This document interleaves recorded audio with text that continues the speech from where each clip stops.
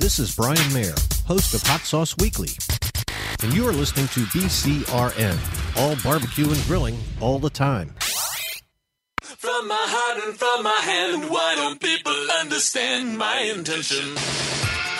Happy to have you aboard here for the Really Big Barbecue Show. We cook because we have to, and we grill because we want to. Fine, how's it going? You have a great show. I'm a big fan. So what seems to be the problem here? This man looks like he's dead, and he's in the crackle. Charbono! It's all about the charbono, dude! Succulent fish! What? He ate 54 wieners. But listen, Lavernius, shake a face. I'm shaking like a dog shit peach seeds. You could use it to fight off creeping marauders looking to take your steaks off your grills. I just like being anywhere with Junior, Senior, and Diva. Sounds like a whole other type of movie. Wow. Yeah, really. Keep it hot, keep it clean, keep it lubricated. We have top men working on it right now. Who? Top men. Welcome to the second hour. This is the After Dark segment of the Barbecue Central show. Gang, the Ribbolator is literally flying off the shelves. If you want to get away from the restrictions of traditional rotisserie cooking and be limited only by that succulent imagination of yours, then the Ribbolator is for you. Go to Ribolator, Ribolator, Ribolator.com to check it out. And then email Bob Garnash from the Ribbolator with your interest. You won't be sorry. Info@Ribolator.com is his direct email address. Tell him I sent you. He will tell you how you can get hooked up with the 4-tray Ferris wheel wonderment that is the Ribbolator. All right, before we get to... Oh, see what I did? Why did I want to do that? I don't know. Didn't take it off Auto DJ, Rempy. You didn't take it off Auto DJ. Loose. Get that big stuff out of here. All right, before I get to Chris Hart here in just about a minute and a half, we got a question rifling in from Don Geiger, and he was referring back to the show Open during the 9 o'clock hour when I was talking about getting out and cleaning those grills and grates, the grill grates. And he had a question. He said, a great idea about the clean grill. Question for you. What cleans stainless grates best? My Weber Gasser has the stainless steel ones, and I'd like to get them looking like new. Thanks for the great show. So, Don, first of all, thanks for taking time to actually write into the show, and I would love to give you my advice. And this is my own personal advice. And again, you can go to the website, the forums, and ask this question, probably get 10, 12 different answers. Some people would tell you to switch out the grates immediately. I actually switched out my porcelain-coated cast iron grates to go to these stainless steel grates. I think that stainless steel grates provide wonderful grill marks. I find that there is no step down from a cast iron raw state or a porcelain-coated cast iron grill grate, grill marks to my stainless steel. And I find the stainless steel grates to be so much easier to clean because I don't have to worry about any rusting, and I don't have to worry about what kind of a brush I'm using in order to not chip off the porcelain coating on the PCI grates. So when I put on my stainless steel grates, I immediately went out to the restaurant supply store. Instead of dropping $58.95 on the Steven Reichlin Monster Grill Brush ripoff Jones, if you go to your local restaurant supply store, you can get what's called a broiler brush, and it's got these big stainless steel or metal tines on them, and one side is real brushy to kind of get the top off. They have other longer, thinner versions where they can actually swipe in between the grill grates. Now, am I looking to get my grates back to like original looking new condition? I don't even know if that's actually possible because stainless steel is obviously going to discolor when you get that type of high heat on them. And look at any type of stainless steel grill that you have with those stainless steel hoods. If it's not like superior stainless steel, and even the superior stainless steel, if you're not taking proper care of it, or it's a cheap stainless, that high heat is going to discolor the stainless. It's going to get that dirty look to it, just like my grill grates have. Does that mean they're not clean? No, because I do the burn off after every time I cook. As it cools down, I hit it with the grill brush after everything's cool to knock the chunks off. And then, of course, I always do the preheat the next time I'm going to grill up to about 500, 550 degrees, and then jam it again with the grill brush to make sure that those grates are clean. So do they look like new? No, they don't look like new, but I don't think they're ever going to look like new again because of the discoloration that happens, because of all the fat and all the other food that gets kind of on there and just kind of seasons up those stainless steel. So that's the easiest way for me to clean them. Go get a $22 broiler brush for those stainless steel grates and just get after it, because they will last a very, very long time. The grill brush that I have right now is going on almost 2.5 years, where during any type of grilling season during the summer, I was going through those brass, not brass, but those brass grill, geez Louise, those brass grill brushes, probably 2 or 3 a season. So to get 2 years out of the broiler brush that I have now is certainly awesome. So Don, hopefully that helps out with the question you were looking for in regards to keeping those stainless steel grates at least clean. So enough about that. Let's go ahead and get to my After Dark guest tonight. Having a very good year, just a little more than halfway through this competition season, and he and his team have racked up 3 grand championships, reserve a grand championship as well. They just wrapped up the New England BBQ Society Team of the Year honors just about a week ago. Oh, they also happen to be the reigning Jack Daniels champs, and they will have a chance to go back-to-back this October. We race over to the hotline. And welcome back, friend of the show, Pitmaster of I-Que, Chris Hart. Chris, welcome back to the show. How are you tonight, buddy? Hey, Greg. How you doing? I'm doing absolutely fabulous, Chris, and I appreciate you making time out for the show tonight. We are in the After Dark mode, so let the hair down, let the libations flow as we talk some barbecue with you. Just to kind of pick up where I left off with Don Geiger, do you have any grilling information for Don as far as keeping the stainless steel grill gates clean? Do you do anything special to them? To keep grill gates clean? Yeah, he has question? he has like stainless steel grill grates, and I told him, you're never going to get them back to that shiny way they were when you took them out of the box, because the heat's going to discolor them. And I kind of hit him with a big broiler brush, because you can do that because they don't have that porcelain protective coating. Do you do anything special to your grill grates? I dip my side towel in a little bit of oil with a pair of tongs and kind of rub down the grill grates that way. There you go. Keep it hot, keep it clean, keep it lubricated, in the words of Stephen Reichman. Really there you go. So, Chris, your last competition was on July 23rd. It seems that, when the cooks love the food that they're turning in, it doesn't always seem to be reciprocated by the judges. This happened to kind of be your scenario to a certain degree at the Harpoons Championship. Now, a top 10 finish in any competition you're going to be taking in, nothing to sneeze at. You were 9th overall, but as a competitor, thinking that your turn-ins were really good, do you find it frustrating in that kind of event for you when the results come down, or is it something you just kind of chalk up to the romance of competition barbecue? Initially, you put so much into it. I really wanted to win that contest. It's my favorite contest.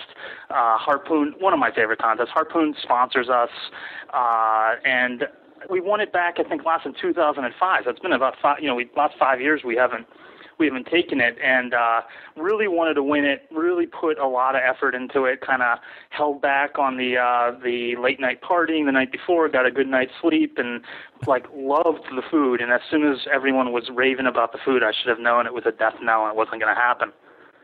Is that just one of those things where the judges when you are turning in food that you really like, that you should probably count on the fact that it's not going to do as well as you think it might? It doesn't always, it's a mix. Usually when we don't do well, I feel like we deserved it. It's like the ribs were a little dry or something was a little off. I'm like, usually it's deserved, but not always. And Harpoon, we thought we cooked. We did have a good cook. It just, you need the stars to align a little bit, and you need to cook great. You need to get the good tables and things to work out. And we got like half the equation right that day, and that's just the way it goes. Now, for the people that aren't familiar with Team I-Que, or they don't know the history, how did you get involved with just kind of barbecue in general, and then when did the team actually form and get underway? Yeah, so I think it went a bunch of us, Kenny Goodman was on the team, Andy Husbands is on the team. We used to all cook and hang out at the East Coast Grill in Cambridge. Chris Schlesinger, author of Thrill of the Grill and probably about 10 other cookbooks, is a head guy there, and he kind of got us into it. That's where we started getting into it. And somewhere around 99, 2000, we went to our first contest, the Pig and Pepper, and just got hooked on it. Do you find that once you get hooked, it's really hard to get off that, kind of like a barbecue heroin of sorts? It really is, but it's like after Harpoon, I'm like, I'm done. I'm quitting, I'm retiring, and then 2 days later, I'm thinking about my next cook and what I'm going to do differently. When is the next cook for Team I-Que? We're off for a little bit. Our plan right now is to take the month of August off. We're going to cook. We're going to cook the Mass State Championship in Harvard, Mass. in September. Oinktoberfest up in Buffalo, New York in September. Probably we're going to show up at the Jack Daniels in October. Probably. We're definitely going to be there in October. I'll bank on that. I'll answer for you. You're going to be there. We're going to be there. That's right. We're going to be there. We can't wait. Chris Hart from I-Que joining us here on the Barbecue Central Show After Dark. So, Chris, on to obviously some happier news other than that Harpoon event. Last week, you guys wrapped up Team of the Year for New England BBQ Society, or NEBS. First, for the folks who maybe don't know about NEBS so much, tell us a little bit about that organization and how they're set up. Yeah, so the NEBS Team of the Year has actually been going on since it started in 1996. So we go back about 15 years of Team of the Year, and one of the unique things about NEBS is that there's the KCBS barbecue contest, but there's also a real long tradition of grilling contests. So we have like a Saturday grilling contest. You'll have categories like shrimp, sausage, beef, pork chops. And we kind of judge it similar to KCBS, and that's a big part of NEBS is the grilling contest. A lot of contests are two contests. You show up and you grill on one day, and then you do the barbecue the next day. Do you like the grilling aspect of it?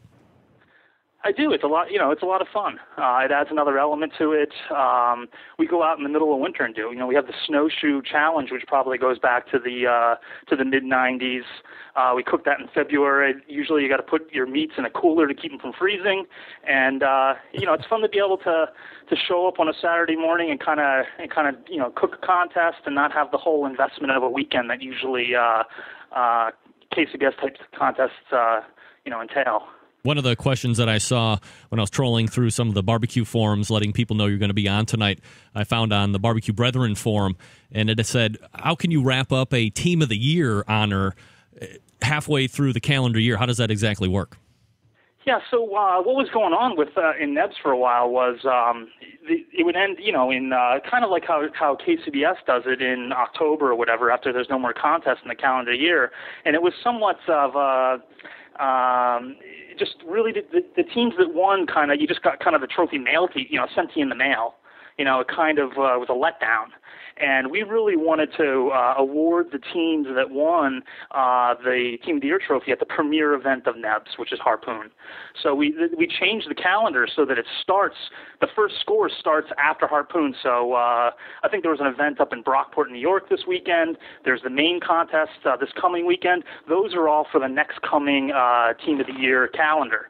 So the Team of the Year calendar starts after Harpoon and ends on the last event of that Harpoon weekend. And then, the entire community's there, all the teams are there, and the team really gets the notoriety it deserves when they win it.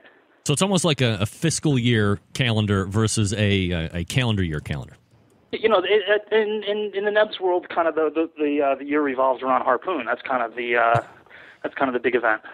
Now, it seems that every year, some of the best teams... I'm sorry, wrong question. You've won a lot of prestigious awards. You've been given some great honors in the past few years.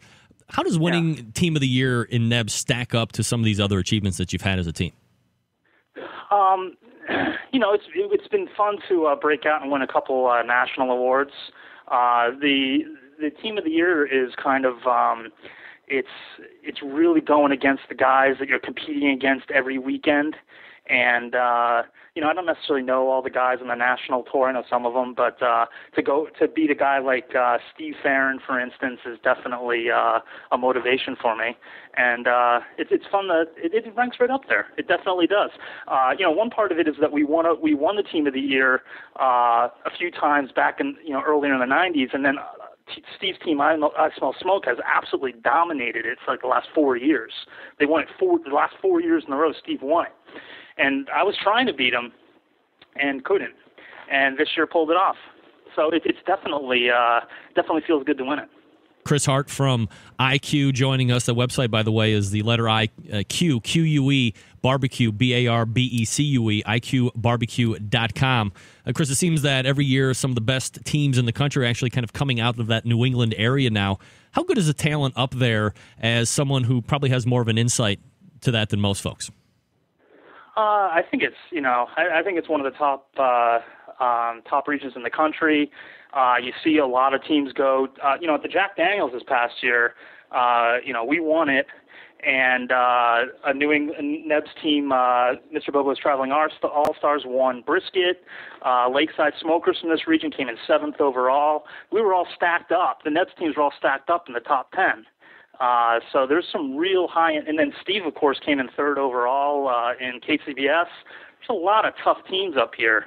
And I'll tell you what, when we were winning NEBS Team of the Year back earlier in the 2000s, like 2004, 2005, in that ballpark, it sure heck was a lot easier to win than it is now. I mean, there's a lot of teams that have taken classes of the top national teams, have gone to Rod Gray's class or whoever's class, Myron's class, and there's a lot of knowledge up here.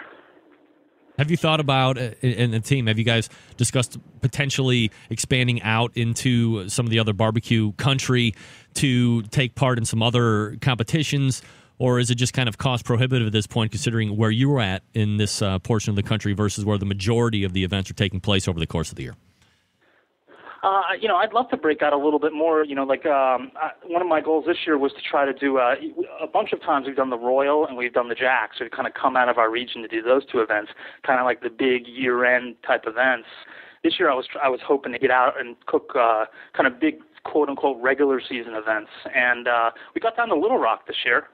That was a lot of fun. That was quite a contest, North Little Rock, and did okay there. One of my goals right now is to try to cook new contests, to try to go to some new places I haven't been to before. When you got out there to Little Rock, did you find that perhaps the judging tables had a different flavor profile of what they were considering to be good barbecue than what you're used to up in the New England area? Yeah, I don't think so. I just think the flavor, it's hard to tell exactly what you got knocked on. I mean, for me, it's what's much more important than the exact rub or sauce or the exact flavor profile you cook is cooking the meat perfectly. So having a really juicy, perfectly cooked piece of meat, I feel like I choose different rubs and sauces all the time, all season. I mix and match and try different things, and what keeps me winning is cooking the meat right. Do you see the number of events in your area growing over the next few years, or do you think that NEBS has really kind of hit its peak level right now? I think that the number they're going to keep growing, but there's events up in this neck of the woods from if you go from like say New Jersey to Maine, from May to September, there's pretty much a contest every weekend already right now. So there's not a huge amount. It's still growing. There's double contests on some weekends. I think the infrastructure a little bit's what's holding it back. There's not quite enough reps. Judges are okay, but I think what's maybe holding it back is we need more reps up in the Northeast to keep these contests growing. Do you think that there's a point where NEBS might actually spin off and become more of an FBA organization where they're going to be using their own judges and their own scoring techniques, or is it always going to be based through KCBS?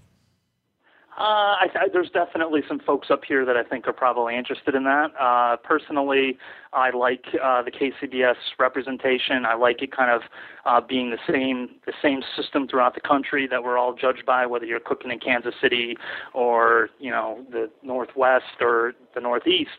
That's a big part of what I like about KCBS. I think that you probably see some of the grilling contests and the special contests we do up here continue to develop their own judging systems and their own approach. But I think KCBS should always have a part of what's going on up here. Chris Hart, Pitmaster of I-Que, joining us here on the show. IQBarbecue.com is their website if you want to check them out. Speaking of some great honors, Chris, Team I-Que will be cooking at the James Beard House on September 11th. Now, we can certainly get into all sorts of discussions about how this date in our history, at least in my view, has become almost diminished and is a freaking travesty to me. But holding that aside, the James Beard House, really a top accomplishment. What does it mean to you personally, and what will you be serving that night? Yeah, so a lot when I tell people sometimes that I have an event in New York City on September 11th, they kind of grimace a little bit or raise an eyebrow at me a little bit sometimes. And for me, it's like the opposite of that. For me, it's an amazing honor to stand in New York City on that day and cook America's greatest cuisine, barbecue. And it's just just one of the greatest honors of my life, to be honest with you. And we're really looking forward to it. I think that maybe I think Chris Lilly's team cooked there one time a few years ago. I'm not aware of any other barbecue teams doing that. We can also we're really, you know, of course we're protein. We're looking at doing proteins. We got pork shoulder on Johnny cakes. We got hog jowls with collard greens. We got beef brisket with corn pudding. It's going to be a good time. And who's going to be dining there? I mean, are you going to be intimidated by who's going to be sucking down the barbecue over there? No, I mean, yeah, it's going to be New York foodies, you know, with some highbrow New York foodies, I'm sure. I'm not going to be intimidated. I'm going to be very focused and probably a little nervous that I cook it the way I want to cook it all, but I'm not intimidated by it at all. That's I-Que going to be cooking at the James Beard House this September 11th, so look for that. You can probably still buy tickets for that if you can find it there on the James Beard House website. Chris, kind of switching gears a little bit, we're like T-minus 2 months away or so from the Jack Daniel's World Championship, and I know competitors in any sport don't like to get caught looking ahead, and I don't like I know you don't want to do that, but let's go ahead and look ahead anyway. It's just me and you talking. You want me to go on the record guaranteeing a win down there, don't That's you? right. Now, don't lie like I know you want it. Have you been thinking at all about this competition, or did you just kind of remember it as we're talking? No, I've been thinking about it. And you know, one of the things I keep thinking about is that the kind of approach we took when we won it last year is that a bunch of years, you know, I think last year was our 8th year. And what I kept doing to myself is I think I mentioned this to you when I was on the phone with you after the win last fall, is I'd overdo it, right? I try to cook everything extra special and do things I normally don't do. And this year I went down there and said, I'm not doing that. You know, we showed up late, we pitched one easy up, we completely took it casual and just kind of did our thing and relaxed. And we cooked great and won. And I'm wondering if I can do that again, if I can take that approach again coming back as a champion. I think we'll probably get a little bit more attention and more things going on and more distractions and whatnot. And I'm wondering if I can still kind of take that same approach. So as you have had time to look back, reflect over that, as you were just saying, kind of how you did the George Costanza of going against the instincts and just do it very casual and you win this year. Do you think an event like this that is really an event for the brand and they're inviting food bloggers and people from various food magazines and all this other stuff, do you really think that this kind of a competition, while very prestigious, and it seems like a lot of people would actually trade away a American Royal Invitational win to say that they won the Jack Daniel's Championship, and I'm not sure exactly what that's all about, but that's certainly discussion up for any day of the week and twice on Sunday. But do you think that the Jack Daniel's is just inherently hard to win, let alone twice, because of all of the stuff that's going on at the judging tables? There's probably a bit more variability in Jack than other contests for the reasons you mentioned. The judging is different. Although I read somewhere after this past year's Jack that they had 100% certified barbecue judges. So, you know, I'm sure plenty of them were certified maybe 48 hours before the event, but nonetheless, everyone was certified. So I think they're trying to improve that scenario a little bit.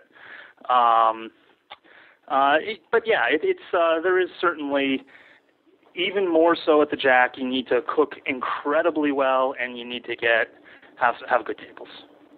Do you think it's kind of an odd gray area that the KCBS is kind of out there in full force and it's not a sanctioned KCBS event? Do you think that the Jack should ask KCBS to step away potentially for that, or do you think that they both coexist and know what the relationship's about? I like to see KCBS there because I want it to be a known, while the invitational element makes it impossible for KCBS to sanction it officially. I really, if I'm going to travel somewhere, if I'm going to get in the car for 18 hours and spend all sorts of money getting somewhere, I want it to be a known quantity. I want it to be the same thing I'm doing at a contest in Maine or a contest in New York. And when I get down there, it's the same reps that have been representing KCBS contests all summer, and it's the same program, and that makes it a little bit more predictable. So I'm all for KCBS still being involved with the Jack. So the odds say no, but who cares about statistics, especially on this show? What's your gut saying right now about I-Que's chances of repeat performance of last year at Lynchburg this year? It's what are the chances? Yeah, your chances. Give me a gut. Know. Give me a gut check. I'd say they're better than most. Better than most? Better than last, or better than most? Well, we're one of the few teams in right now, so we got to. I think that we're one of. There's not a lot of teams in there yet, but once everyone gets in there, I don't know. I think we got a good chance. I'm hoping just to go down there and get a strong call in one category. That's always my goal. We're talking with Chris Hart. He is the pitmaster of I-Que.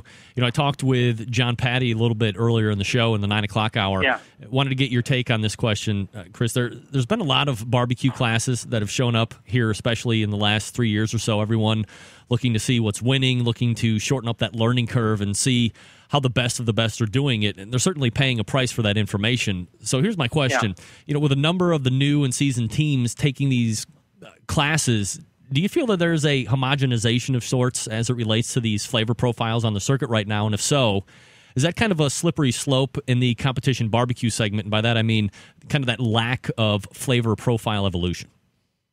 Yeah, it's too bad. It's not just, while there is some of that with the classes, and not just classes, but online. I mean, there's websites out there that just give it all up. Right, so you can go kind of see all sorts of stuff online and kind of get your whole program. But if the judges are involved too, right? So if the stuff wasn't winning, if the judges didn't like it, the judges weren't giving nines, we would change. I think the cooks would change. So we're cooking what gets the nines, and so there's that. But on the other hand, there's lots of teams that come out of these classes and get the whole deal, and they can't execute it. Or not everyone can cook like Rod Gray, and so the huge part of it. I just feel like a huge part of it. It doesn't really. I undervalue the rub selection and the sauce selection, and I highly value the cooking the meat properly. Yeah, and I hear that from any number of the guys that are actually teaching those classes that I can show you and tell you everything I do, but it's up to you to actually go ahead and execute it, and that's where the disconnect seems to be. So if you're not a team interested in taking a class for the profile knowledge, you're obviously tasked with developing one on your own or collectively as a team. If you're more than one person, so what's your best advice to a team putting together a successful flavor profile on their own? Yeah, it's the consistency word. So it's not just, when people talk consistency about barbecue contests, it's not just, you need to consistently cook it well, but it's also when you feed it to people, people consistently like it, a wide variety of people. Your kids like it, your neighbors like it, pretty much anyone that, even a chili head, there's a little bit of spice, but not too much that offends people. Even the chili head likes it. So you want to try to make it a flavor profile that everyone likes. Whereas sometimes you'll pick something wild, I don't know, like raspberry chipotle glaze, a real strong, aggressive raspberry chipotle glaze. You might hit the right table that they go wild over it and hit it first, but the next week it's not going to fly. It's not consistently liked by people, and that in order to get your call every single weekend, you got to have something that pretty much no matter who tries it, it's going to like it.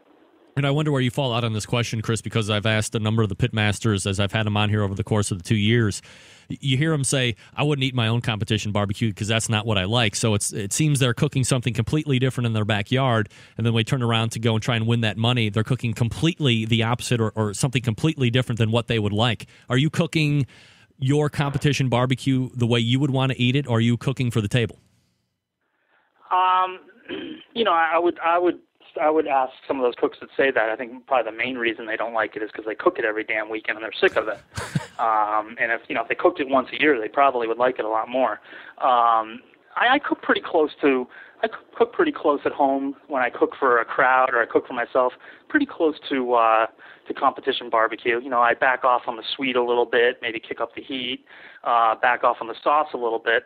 I'm one of those guys that I love barbecue. I eat the competition barbecue, and I love it. Another topic that seems to generate a lot of back and forth, especially recently, is that use of Wagyu beef in competitions.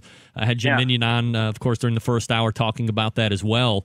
Where do you fall in this discussion, Chris? You use the Wagyu beef? Are you a lesser grade guy? What's I-Que doing out there? I've bought cases of Wagyu, not recently, and as Jim mentioned, it's when you take it out, you almost don't even want to cook it. It's like limber beyond. You can take the two ends and fold the brisket in half. It's a really impressive piece of meat. My thing, though, is the most important thing for me with pork butts and briskets is I want to hand select them. That's the most important thing for me. I want a particular size. I want a particular shape. I want a particular thickness on the flat and the briskets. I'm looking for particular muscles. So that's the most important thing for me, and not so much the grade or the brand. Now, if I could walk into Snake River's warehouse and go through a couple hundred briskets, I'd use Snake River briskets. But I can't. I don't really. Maybe Myron Mixon or Tuffy can do that, but I don't have that kind of access. So that's what's important for me is the hand selecting. So since I'm not willing to call up Snake River and have them just blindly send me 4 briskets for $400 and hope that I get what I want from a size and shape perspective, that's why I don't use it. Do you see a lot of people out there using it because they've heard that a Myron Mixon or a Tuffy Stone is using the Wagyu beef? I see more of it for sure. Yeah, you definitely see more of it, and I see some teams do very well with it. You think it's a fad? And for me, it's brisket for me was my bread and butter for many years. In 2007 we won first place in the American Royal Open in brisket, and ever since then we kind of lost it. It's a typical thing. We were struggling with chicken then, nailing brisket, and then we figured chicken out and we've lost brisket. So that's kind of where we're at right now. Maybe I should call up Snake River tomorrow and order a case. I don't know. Do you think that the Wagyu beef is more of a fad and that'll die off here in the next year or so? I don't think so. I think you'll continue. People will keep working for every advantage they can get, and I think high quality meat's not going anywhere. I think you start with a nice high quality piece of meat, and your job's a lot easier. So I don't see that going anywhere. I'm just getting an email question in here from Big Johnson in Chicago. Wants to know, Chris, do you feel inferior that the Jack Trophy has shrunk and all the ladies say that Scotty has the biggest one? We have no idea who wrote that. Size isn't everything. That's right. Never mind what those ladies say when they're talking amongst themselves. Size isn't everything. That's right. It's how you use it. That's right. It's the motion in the ocean. Chris Hart from the I-Que. He's the Pitmaster of I-Que. IQBarbecue.com is the website. Chris, I was wondering if you wanted to play the rapid fire portion of this segment with me. As long as you ask me baseball questions. I heard these baseball questions coming through. I'm a huge baseball fan. If you can get a baseball question in there, I'm in.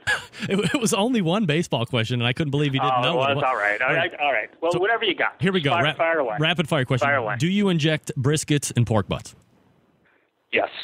Brisket fat side up or fat side down on the cooker? Fat side. Well, it depends on the cooker I'm using, but fat side down. And is it whole packers or flats? Whole packers. Season 2 of Barbecue Pitmasters will fail or succeed with the format change? Succeed. Succeed. All right. What's the semi-sexual term for taking the backbone out of poultry?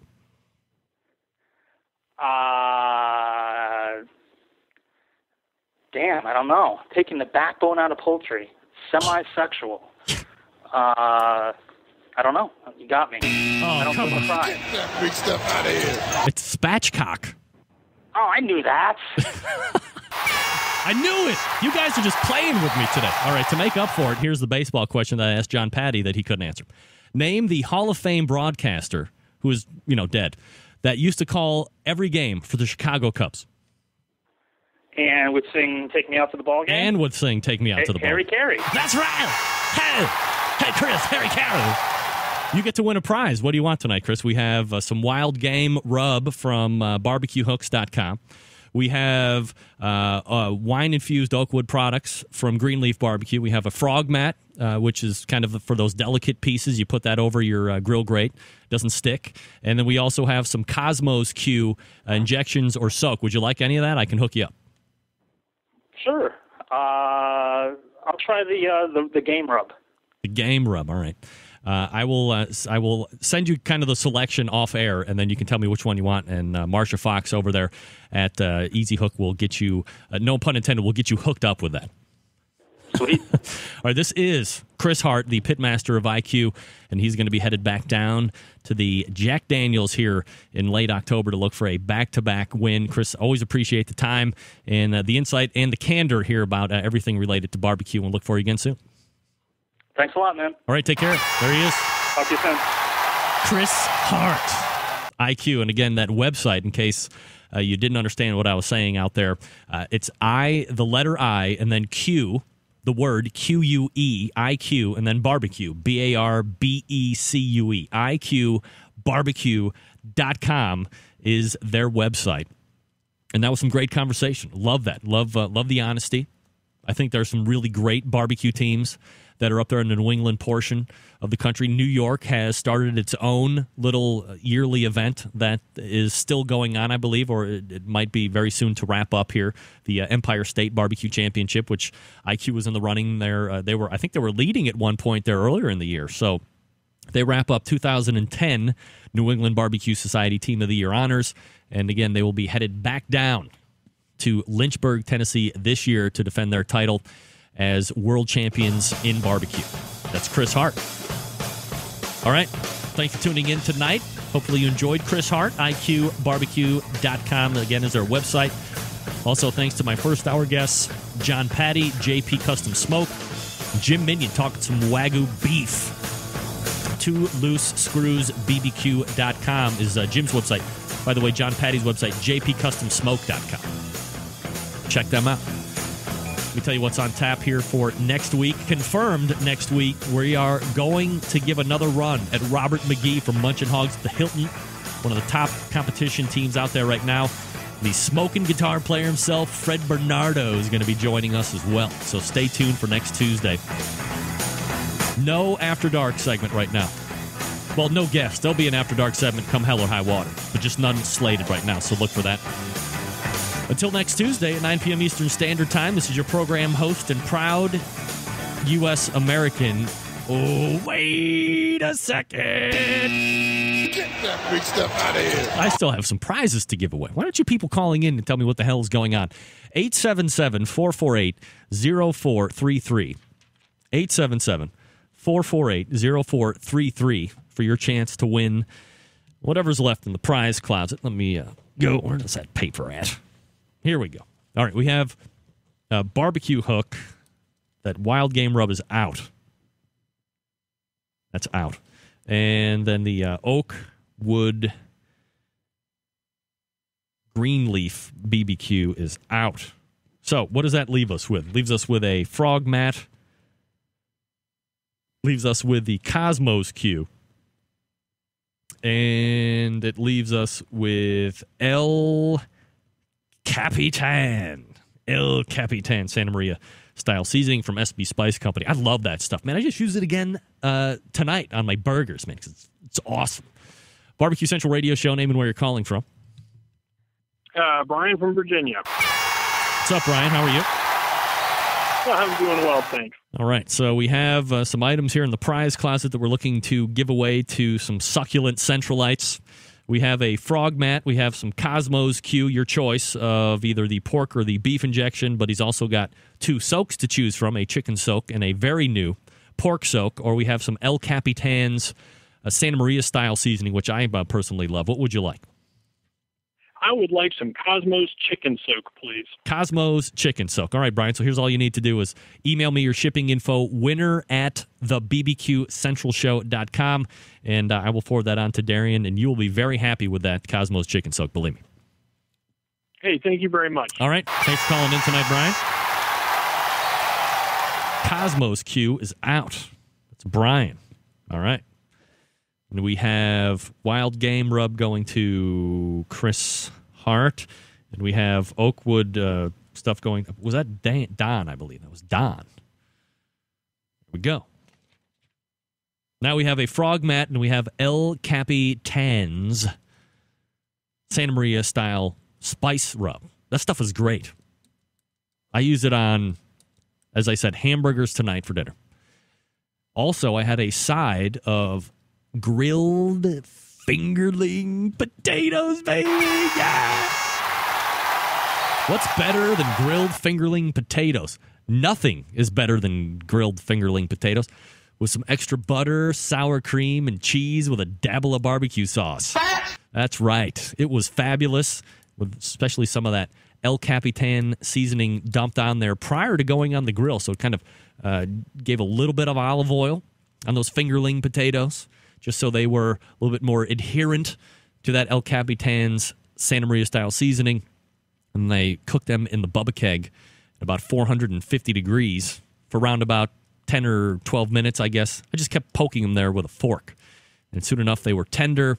Man, what a great side dish, especially when caked with butter, sour cream, cheese, and barbecue sauce, baby. It was awesome.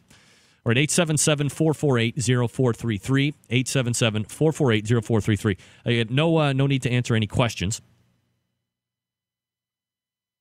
All you have to do is call in to win. And again, for the people out there that won, if you have neglected the email address, winner@thebbqcentralshow.com. It's very simple. 877-448-0433. Let me tell you what's coming up next here on the Barbecue Central Radio Networks. Did you know that we run shows here when we're not live on the air? That's right. Coming up after this live show will be a archived version of Celebrity Grill Podcast hosted by John Martinez. They're going to be doing the, which one is this exactly? I can tell you. The Barbecue Pitmasters interview that JM did with Kevin Roberts. I did an interview with Kevin Roberts, too. Maybe you remember that. It's awesome. Kevin Roberts, from all accounts, is a very good host. Season 2 of Barbecue Pitmasters. All right. Area code 863. Name and where you're calling from. Chad from Lakeland, Florida. Chad Ward? Yes, that would be it, Greg. Baby. What's up, Chad? Nothing much, man. Just tuned in late and just got done listening to Chris Hart and just decided I had to call in and try to get this seasoning you were raving about that you cooked with tonight. For the Centralites, I have no idea who this is. Chad Ward of Whiskey Bent Barbecue, bitches. That's right. A superstar just picking up the telephone and lobbing a call to the show is much appreciated. This is El Capitan Santa Maria style seasoning. And I'm telling you right now, you're just going to take a whiff of it. You're going to be immediately in love. And you will use it on beef, which is obviously what it's made for that tri-tip Willie. But it's good pretty much on anything. Potatoes and hot dogs and cheese sauce and whatever that you like to put toppings on. This could be your newest all-time favorite seasonal ever on the face of the earth. Hey, we're open to it. All right. Can't wait to get it. So all you need to do is send me your shipping info, Chad, and send that to winner@thebbqcentralshow.com, and I will get you hooked up. That's Richard Fuller over there at SB Spice Company. Chad, before I let you go, where is Whiskey Bent Barbecue going to be competing next? We will be at the Michigan International Speedway next weekend for Ron Cate's Smoke on the Water event. So look out, because Whiskey Bent coming up all the way. You going to make the run for that, Chad? We hope so. I mean, we had pretty good results down here at the one in Daytona, so we a little bit of disappointing turnout. Looks like there's going to be about 24 teams, but 24 very tough teams. I know Myron's on the list and Rod Gray, and so I mean it's 24 teams, but there's no easy pickings out there next weekend. All right, so we wish you good luck here from the Barbecue Central radio show. You get the karma for calling in tonight, and you're certainly going to love that El Capitan Santa Maria-style seasoning. Thanks for calling in tonight, Chad. I appreciate it. Excellent. Keep up the great job, Greg. Thanks. All right, thanks. There he is. Chad Ward, superstar barbecue man. Just lobbing a phone call into the show, looking for some free stuff. I'm down with that. I can do it. Hell, I just did it. Damn it. That's right. I did it. And now we're out. Now I'm done. Chad Ward, El Capitan. All right, let's do this bad boy again. Thanks to John Patty from JP Custom Smoke for coming on. First hour, 9 o'clock hour. Thanks to Jim Minion for talking Wagyu beef. First hour, 9 o'clock hour. Thanks to Chris Hart, Pitmaster of I-Que, coming on after dark. Thanks to all the Centralites for calling in, grabbing fun and succulent prizes, doing the 4-segment free-for-all, and then after hours here on the After Dark. That's the After Hours winning After Dark. Can I see how many times I can get the descriptor after during this show for different segments? That would be great. And again, we have the smoking guitar player lined up for next week, Fred Bernardo. And we also have Robert McGee from Munchin' Hogs at the Hilton. Until next Tuesday at 9 p.m. Eastern Standard Time, this is your program host and proud U.S. American, Greg Rempe. Good night now.